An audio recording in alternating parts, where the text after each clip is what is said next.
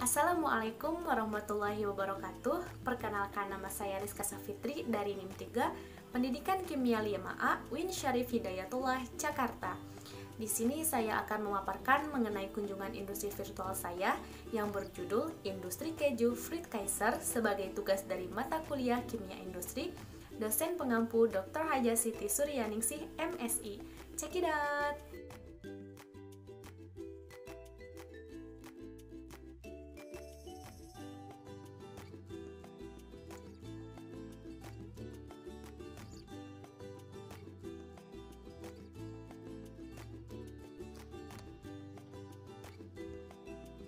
Kita kenalan dulu yuk sama pemiliknya, namanya Mr. Friedkaiser.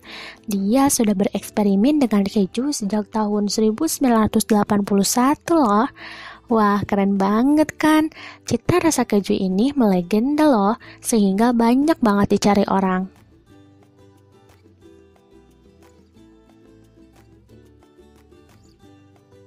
Sebanyak 20.000 liter susu sapi diproduksi setiap hari. Susu sapi kualitas unggul inilah yang akan menjadi bahan utama pembuatan keju. Selain itu, pabrik milik Mr. Friedkaiser juga menggunakan susu kambing untuk membuat keju. Tapi produksinya tidak banyak karena penyuka keju susu kambing masih sedikit, tidak sebanyak keju susu sapi.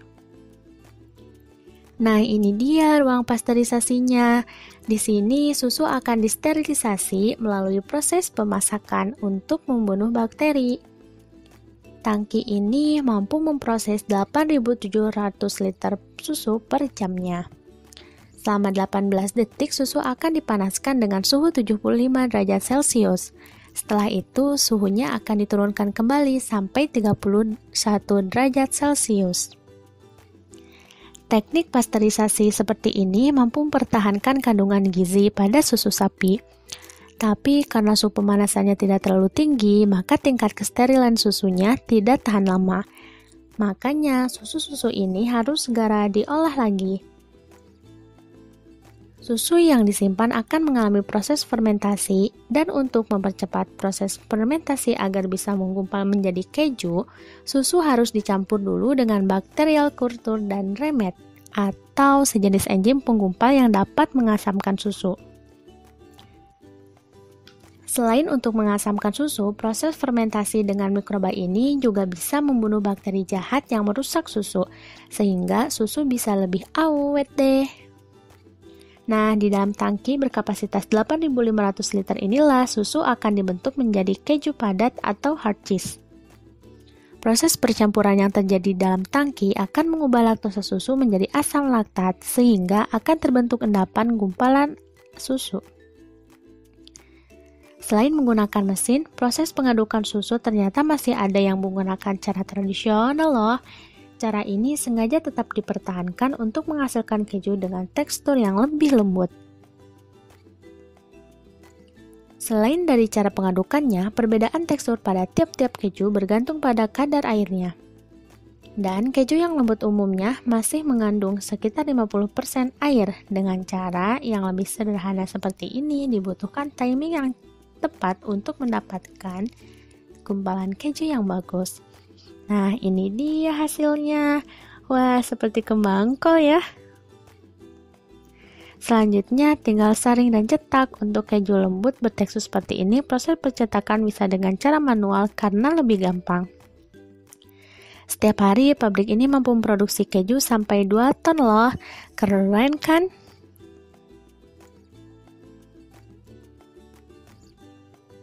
Untuk keju jenis hard cheese, mencetaknya harus dengan alat press. Gumpalan susu dari tangki akan langsung dialirkan melalui pipa-pipa ke mesin press ini.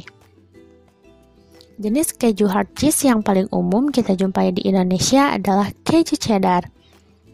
Pasti sudah pada kenal kan? Keju yang asalnya dari desa Cheddar, Inggris itu bentuknya lebih padat dan biasa digunakan sebagai campuran bahan pembuatan kue. Selama 15 menit, mesin akan terus bergerak untuk mengisi tabung. Kemudian akan pre-press selama 5 menit untuk mengetahui berapa lama keju bisa ditekan. Mesin ini bisa mengisi hingga ratusan tabung sekaligus loh. Nah, baru deh ditekan. Beratnya bisa mencapai 40 kg loh. Oke deh, kejunya sudah jadi tuh. Tapi masih kenyal-kenyal seperti tahu ya. Tahap selanjutnya adalah penggaraman. Caranya dengan mencelupkan keju ke dalam larutan yang mengandung garam untuk mempercepat proses pemadatannya. Selain itu, garam juga akan membentuk rasa dan aroma keju sekaligus berfungsi sebagai pengawet alami. Wih, banyak banget kan kejunya? Keju-keju ini masih harus didiamkan di dalam rak-rak penyimpanan selama beberapa waktu untuk menyempurnakan proses fermentasi. Proses fermentasi di dalam ruang penyimpanan inilah yang akan menghasilkan aroma menyengat pada keju. Karena banyak gas amonia yang dikeluarkan, tapi makin lama penyimpanan, maka rasa keju justru makin enak lah. Selama masa penyimpanan, keju juga harus dicuci setiap 2-3 hari. Tujuannya untuk mencegah keju agar tidak kering, serta menjaga nutrisi bagi bakteri fermentasi untuk terus tumbuh. Untuk jenis keju lunak memerlukan waktu fermentasi sekitar 4 minggu, sedangkan jenis keju keras memerlukan waktu hingga 2-3 tahun. Untuk keju ukuran besar dipotong dulu segitiga seperti potong pizza, sedangkan yang ukuran kecil bisa langsung masuk ke mesin packing. Nah, kalau yang ini adalah jenis keju dari susu kambing, warnanya relatif lebih putih ya. Sekarang kita pilih kejunya yuk. Nah, lo bikin pusing kan mikirin keju sebanyak ini? Buat penikmat keju yang suka tekstur yang lembut, pilih saja jenis keju Camembert, Ricotta, atau Brie ini. Nah, kalau yang suka keju padat, ada banyak banget nih pilihannya. Nyobain satu-satu ya, sudah ada testernya kok untuk tiap jenis keju-keju ini.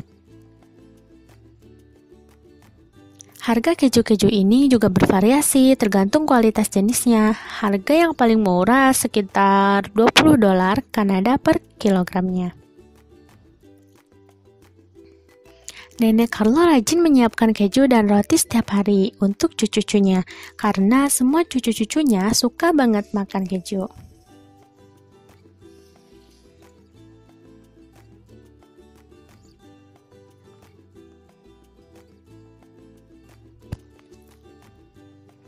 Bahan susu yang digunakan untuk membuat keju di pabrik Mr. Fritz Kaiser berasal dari peternakan ini.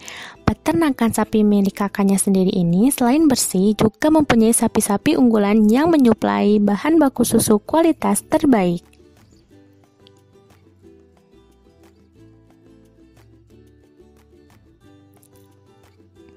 Sapi-sapi ini berjenis Holstein. Jumlahnya ada 500 ekor loh. Wah, banyak banget kan? Untuk tetap produktif, sang pemilik peternak ini sangat memperhatikan kondisi psikologis dan kesehatan fisik sapi-sapinya. Karena kenyamanan menjadi faktor penting bagi sapi-sapi ini agar bisa menghasilkan susu secara optimal. Dengan kondisi kandang yang bersih dan lebih luas ini, sapi-sapi tidak mudah stres. Masing-masing sapi menempati kandang seluas 4 meter persegi yang bagian alasnya dibuat empuk agar lebih nyaman. Fasilitas penerangan juga perlu diperhatikan loh, karena sapi-sapi ini tidak suka dengan lingkungan yang gelap.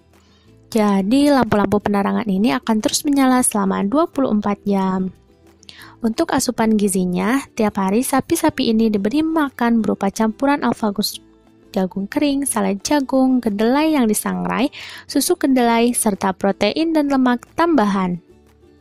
Komposisi gizi pada pakan rutin inilah yang membuat sapi-sapi ini mampu menghasilkan susu kualitas terbaik hingga 37 kg setiap hari.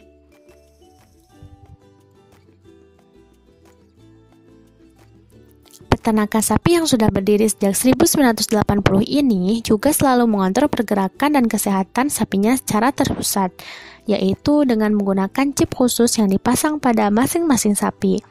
Dengan cara ini, sapi-sapi akan ketahuan deh track recordernya, mulai dari sapi yang mengandung, jumlah bayi-bayinya, sampai sapi mana saja yang baru melahirkan, semuanya terdata di sini. Keren banget kan?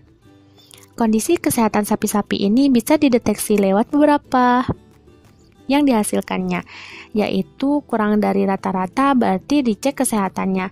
Selain itu juga bisa diketahui dari perilaku dan pergerakannya.